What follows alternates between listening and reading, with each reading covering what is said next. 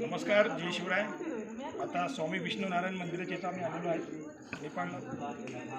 तर ह्या विष्णू नारायणाचं 3ऱ्या शतकामध्ये हे मंदिर बनलेलं आहे। तर पाहायला गेलं तर बघा, सुंदर बाजूनी कलाकृती आहे आणि सुंदर त्यांनी त्यांच्या गोष्टी जतन करून ठेवलेल्या आहेत। म्हणतात की जेव्हा नेपाळला भूकंप आला तेव्हा हे मंदिर जसे तसंच राहिलं, आजूबाजूचं सगळं उद्ध्वस्त झालं, पण पुन्हा त्यांनी यातून या सर्व गोष्टी निर्माण केल्या आहेत।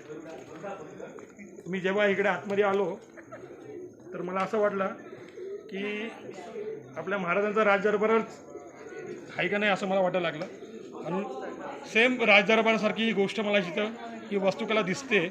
जर 3ऱ्या शतकामध्ये ही वस्तू अशी जतन करून त्यांनी ठेवले आणि भूकंपाच्या नंतर काही बाजूच्या वस्तू पडल्याच्या नंतर पुन्हा त्यांनी त्या पुनर्बांधणी केल्यात।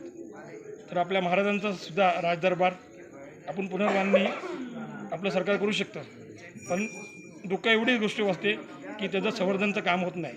तर पाहायला गेलं तर कलाकृती बघा किती सुंदर आहे। आणि तुम्ही नेपाळला कधी आले तर ह्या स्वामी विष्णू नारायण मंदिराला भेट द्या। जय शिवराय। ओके।